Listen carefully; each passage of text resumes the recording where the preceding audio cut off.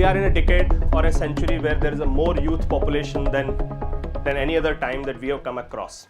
And if all of us starts looking for a corporate job, I'm not saying that there is anything wrong in becoming a corporate professional, but if all of us starts looking for a corporate job, are there enough corporate jobs available?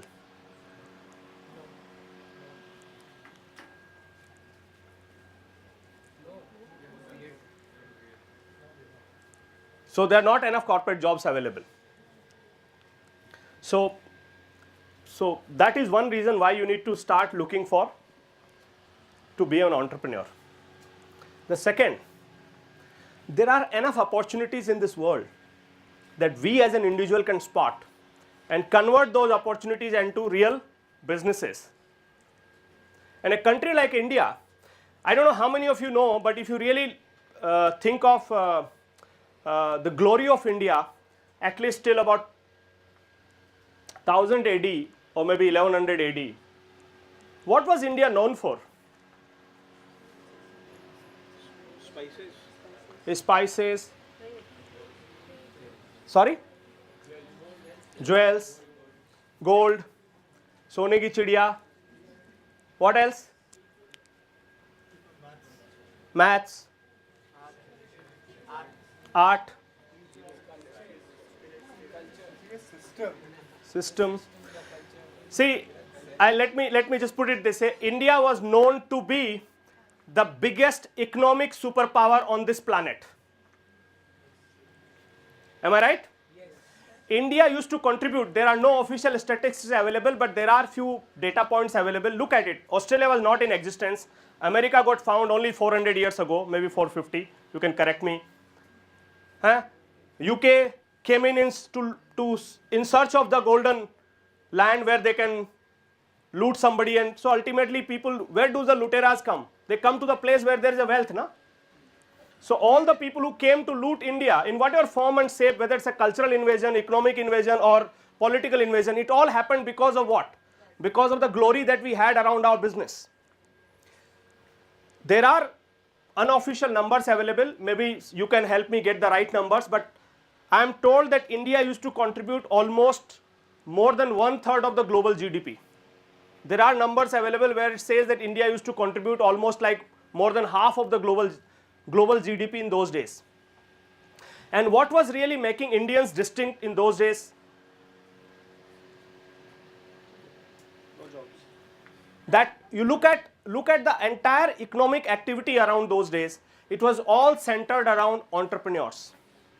You go to a village and you will find entrepreneurs doing every kind of activity. You go to there, you will find a goldsmith, you will find a kumhar, you will find leather wala, you will find all kind of, you look traders, you will find every economic block, you will find only entrepreneurs. And they were all helping each other by interdependent relationship within that small zone they had. And those who could expand, they will go around and they will go and create businesses. I think we had one of the phenomenal banking system in those days.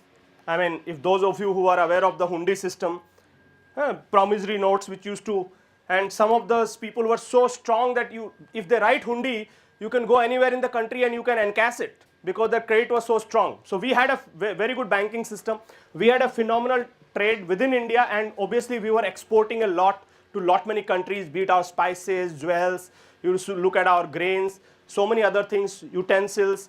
If you look at the history of India, and I'm telling you, please go back and start reading the history of India, that will give you somewhere a sense that we had an economic superpower. And one reason which was making it possible, that we had a sense of the entrepreneurship, the DNA of entrepreneurship was still there within us. Everyone who was coming out of their school system, those days school was very different, they were all looking for some kind of a business to start of their own.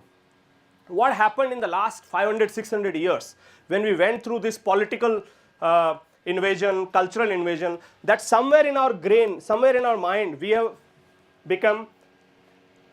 were thinking always to work for somebody, because possibly, I mean, and I can tell you, at least the state which I originally come from, Rajasthan, if you would have asked anybody in my village and say, okay, what Satya should do, he'll say he should get into a government job. In the last 10, 15, 20 years now, I think things have changed and people say, okay, instead of getting into a government job, you should be better into a private job. Okay, but I think now the time has come that we have to now take one more level up and say why you should look for a job. Can't you create the job? No. So you have to see it in the context of where we are upbringing. So look at the situation where we were maybe, and we can't really find fault with what was happening at that point in time because we had just come out of that. Liberalization has not happened pre-91, so possibly getting a government job was a good thing.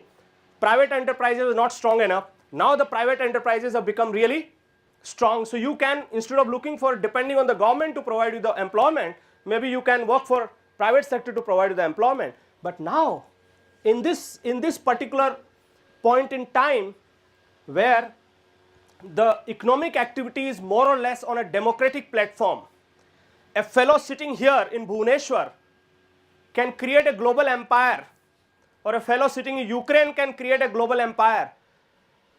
Today, I think in this information age, in this age where economic activity is open to anybody and everybody, and particularly when we have such a phenomenal youth, and particularly when we don't have enough jobs to offer.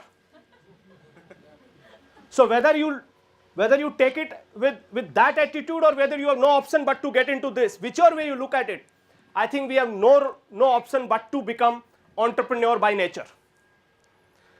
And to be an entrepreneur, I'm not saying that you should not go and work for a corporate.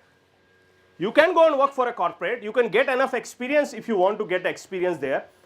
If you want to get some mentorship somewhere, if you want to get some rough edges to be ironed out for you, you can. I'm not saying that this is against not working for a corporate, but I think the time has come globally that the youth have to become job creators rather than job seekers.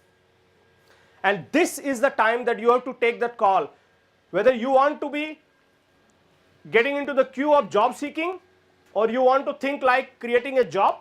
And to create the job, if you have to be initially job seekers, that's fine. But this century now belongs to entrepreneurship, at least in this time of India.